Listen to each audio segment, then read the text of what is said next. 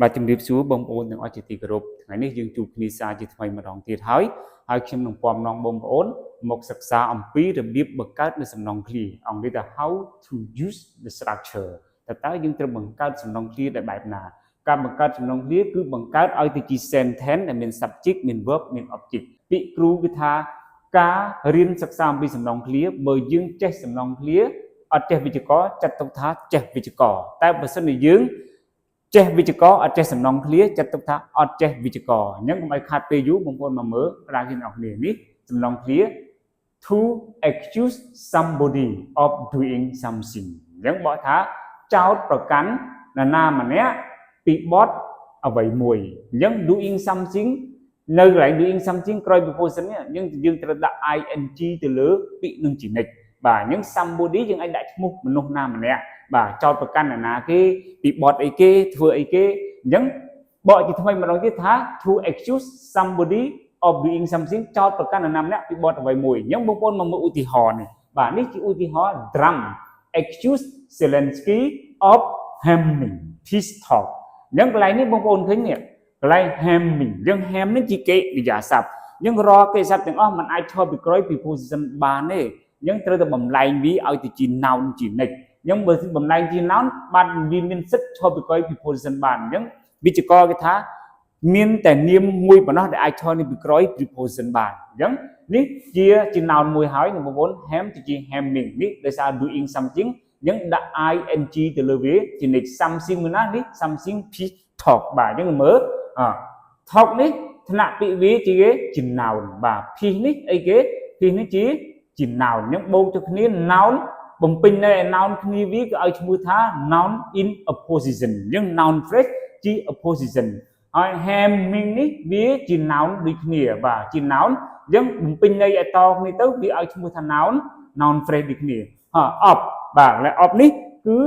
ជា preposition បាទ preposition អញ្ចឹង preposition បូកចូលគ្នាទៅវាឲ្យឈ្មោះថាជា prepositional phrase បាទ prepositional phrase បាទ prepositional phrase Zelensky បាទយើងមើល Zelensky ជា noun បាទជា noun បូកចូលគ្នាទៅឲ្យឈ្មោះថា noun phrase noun phrase នេះវាដើរតួជាអីគេមុនដើរតួជា object បាទដើរតួជា object មួយនេះ accuse នេះជា verb ជាកិរិយាសព្ទ drum នេះជា subject នេះអញ្ចឹង subject verb object ការបង្កើតសំណុំឃ្លាគឺមានន័យថាគឺជាការបង្កើត sentence បង្កើតជា clear ឲ្យដើម្បីឲ្យវាទៅជា clear sentence មកថា subject បូក verb បូក object អញ្ចឹងនេះសំណុំឃ្លា to accuse ម្ដងទៀត to accuse somebody of doing something អញ្ចឹងមួយណាជា somebody បងប្អូន somebody នេះជា Zelensky បាទនេះនរណាម្នាក់ចោទប្រកាន់នរណាម្នាក់ចោទប្រកាន់នេះ Zelensky អញ្ចឹង of doing something អញ្ចឹង doing something កន្លែងនេះដាក់ ing លើចំណិចអញ្ចឹងកាលណាឃើញសំណុំឃ្លាកន្លែងហ្នឹងគឺយើងត្រូវដាក់ ing លើវាដោយសារ doing something បើ to do something យើងអាចដាក់ ing លើវាបានទេបាទអញ្ចឹងដោយសារ doing something យើងត្រូវដាក់ ing ទៅលើវាបាទយើងមើល drum accuse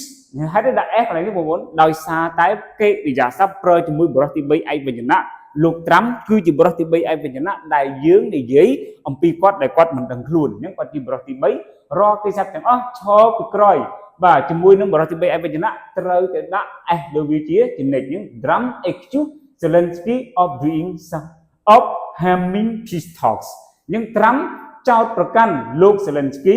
of ពីបទបំផ្លាញកិច្ចចរចាសន្តិភាពបាទនេះឃើញទេបាទបងប្អូនឃើញជាសំណុំឃ្លាមួយយើងបង្កើតទៅជា sentence បាទរបៀបបង្កើតអ្នកខ្លះគេមានសភៅទៅគេបង្កើតមើលសំណុំឃ្លាគេហ៊ានបង្កើតរៀនពីរបៀបនៃការនិយាយរៀនពីរបៀបនៃការសរសេរបើយើងចេះសំណុំឃ្លាច្បាស់ហើយយើងអត់ចេះវិជ្ជាករចាត់ទុកថាយើងចេះវិជ្ជាករតែបើសិនថាយើងអត់ចេះ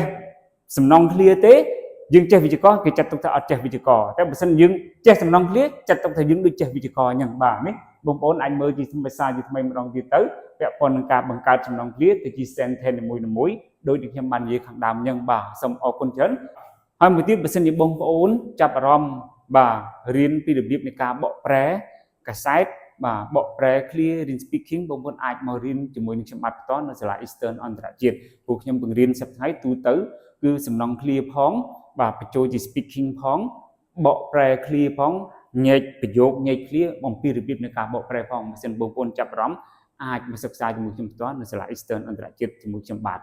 នៅទីនេះខ្ញុំបាទសូមអរគុណសូមចំណាំល្អសូមជម្រាបលាហើយបងប្អូនកុំភ្លេចជួយចុច like និង subscribe ម្នាក់មួយផងបាទសូមអរគុណបាទ